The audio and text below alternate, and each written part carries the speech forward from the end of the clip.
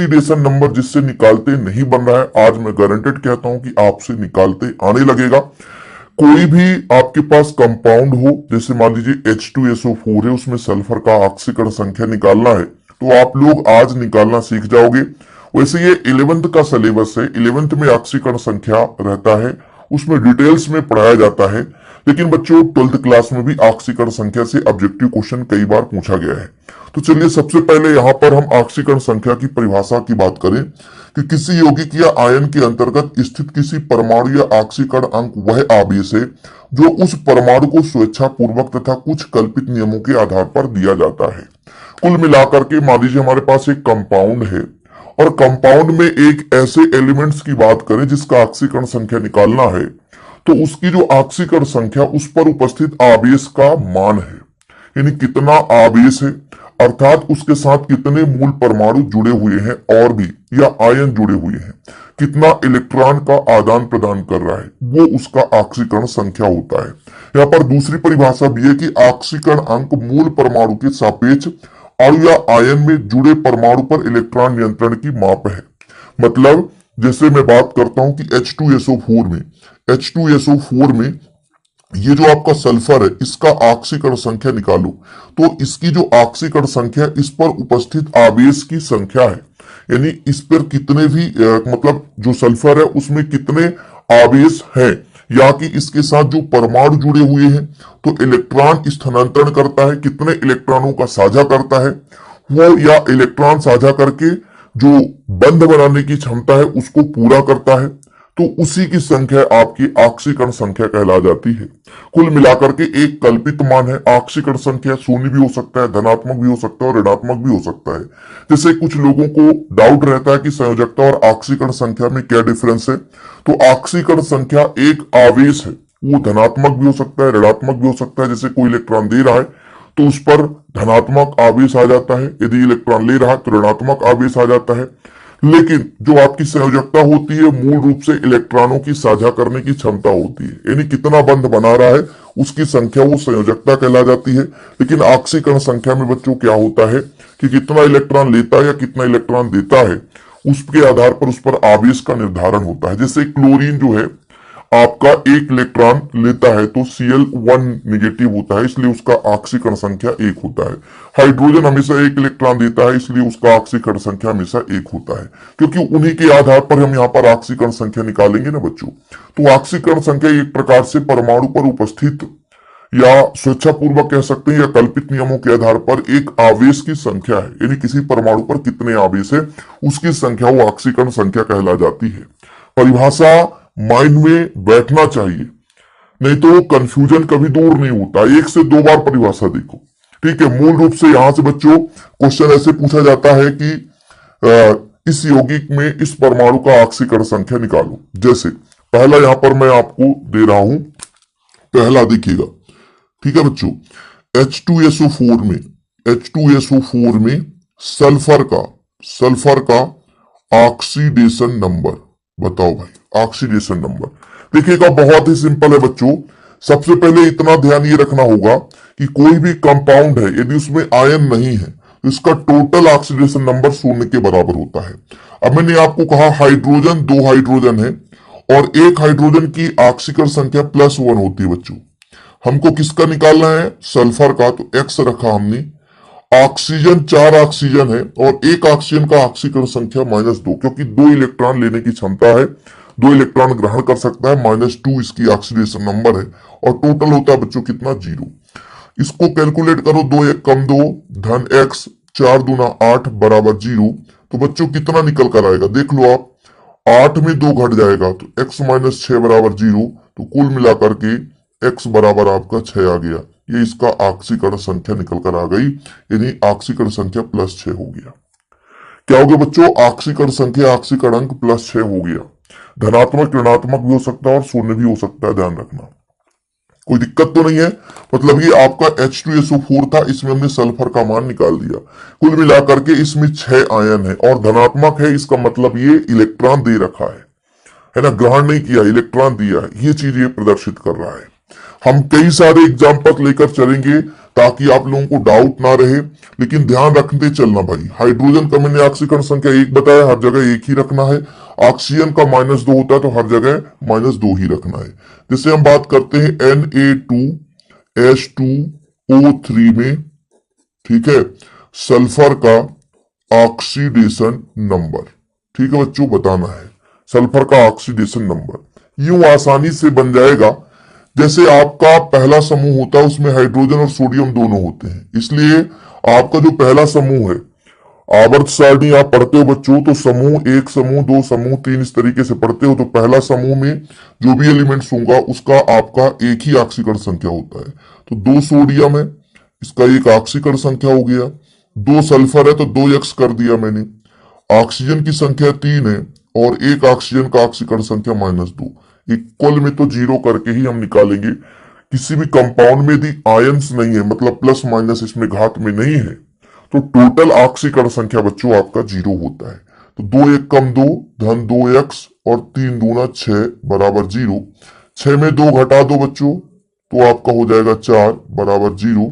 तो 2x बराबर आपका 4 हो गया। तो यहां से आप x बराबर बता सकते हो, 4 में 2 भाग जाएगा बच्चों तो +2 निकल कर आएगा। इतना सिंपल है। यहां पर ऑक्सीकरण संख्या कितना आ गया, +2।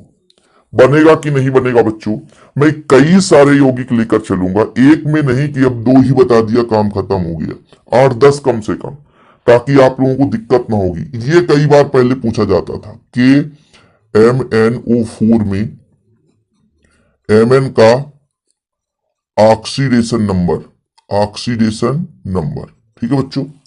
इसका ऑक्सीडेशन नंबर यूं आसानी से आप निकाल सकते हो। देखियो, पोटेशियम जो है हाइड्रोजन वाले समूह का है, तो पोटेशियम का हो जाएगा +1 प्लस Mn का निकालना है बच्चों।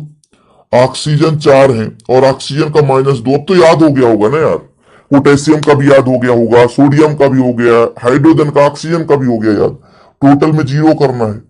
1 धन x, 4 दूना 8 बराबर 0। तो 8 में घटेगा 7 आ जाएगा, तो x - 7 बराबर 0। तो x बराबर कितना आ जाएगा बच्चों, x बराबर आपका आ जाएगा +7। x बराबर आपका आ गया +7, ठीक है, x बराबर आपका आ गया +7। चीजें क्लियर है, कोई डाउट तो नहीं है। आगे चले बच्चों, अगला नंबर देखते हैं। बिल्कुल सिंपल सिंपल लेकर चलेंगे ताकि आप लोगों को किसी प्रकार से डाउट ना रहे, ठीक है। Na2 हम ले लिए, S4 ले लिए और O6 में सल्फर का ऑक्सीडेशन नंबर बताओ भाई, बताओ, कोई बता सकता है? अरे सर इतना सिंपल है, सोडियम का आपने 1 बताया था, 4 सल्फर है तो 4x कर दिया, 6 ऑक्सीजन और 1 ऑक्सीजन का 2 बताया था -2, वो 0 के बराबर हो गया। अब इसको कैलकुलेट करो, 2 1 कम 2 धन 4 का x, 6 दूना 12, ये -12 बराबर 0 हो गया बच्चों। अब इसको आप देख लो कि -12 है, 2 घट जाएगा तो कितना निकल कर आ जाएगा, 12 में 2 तो 10 हो जाएगा, बराबर में उधर चला जाएगा 10, तो x बराबर हो जाएगा 10/4, मतलब 2 पंचे 10 और 2 दूना 4, यानी 2 सही 1/2, ये आ जाएगा आपका ऑक्सीकरण संख्या प्लस में।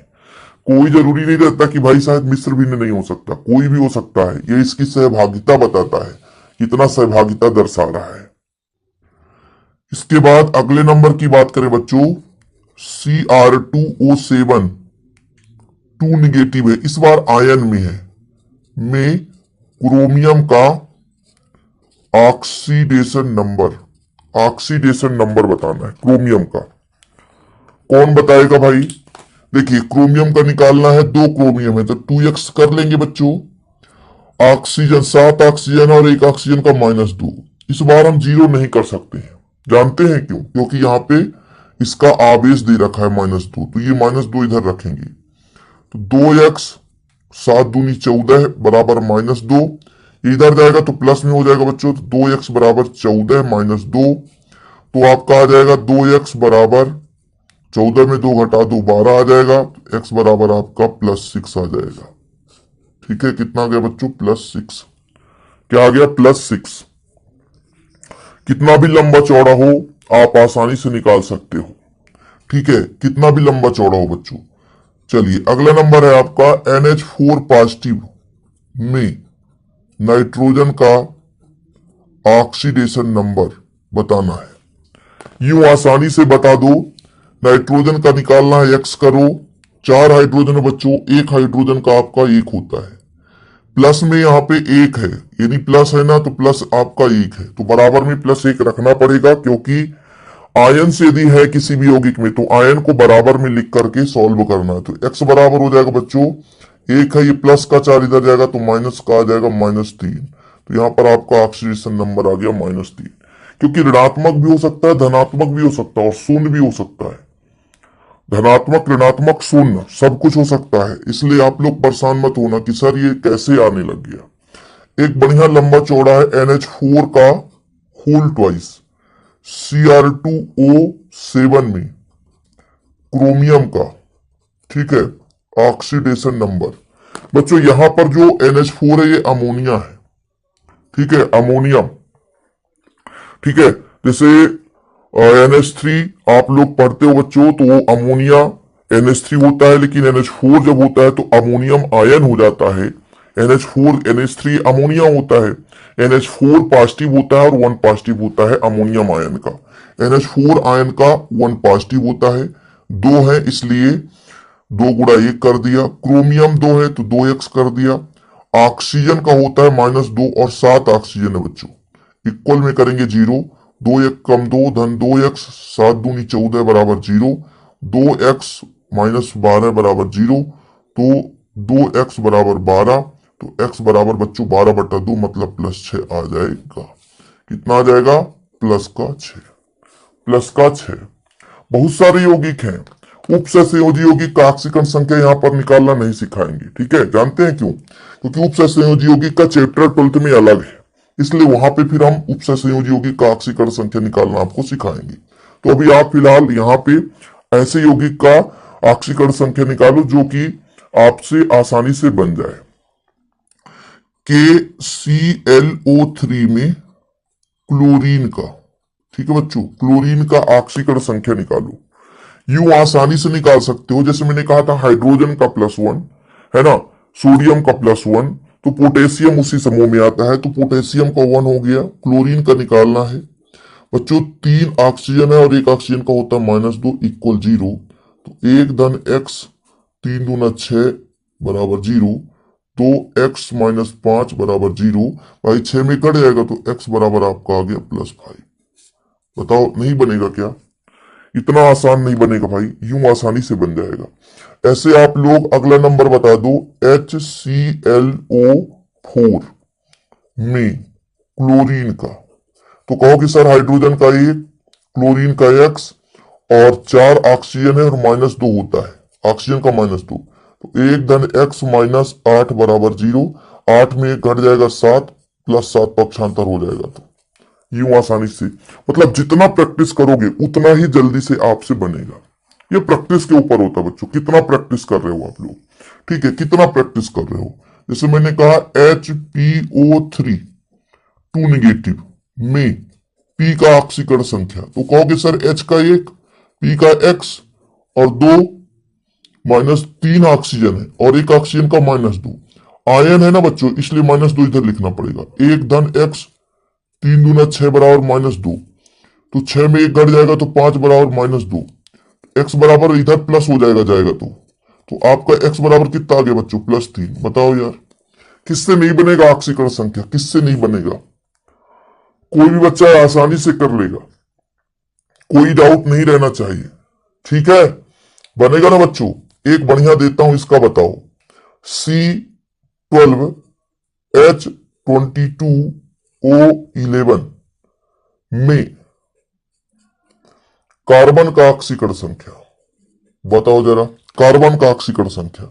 बोलोगे सर 12 कार्बन है तो 12x कर दो, हाइड्रोजन 22 है तो 22 गुणे 1 कर दो, और 11 ऑक्सीजन है 11 -2 कर दो, तो 12x धन 22 -22 बराबर 0 कट जाएगा, तो x बराबर आपका 0 आ जाएगा।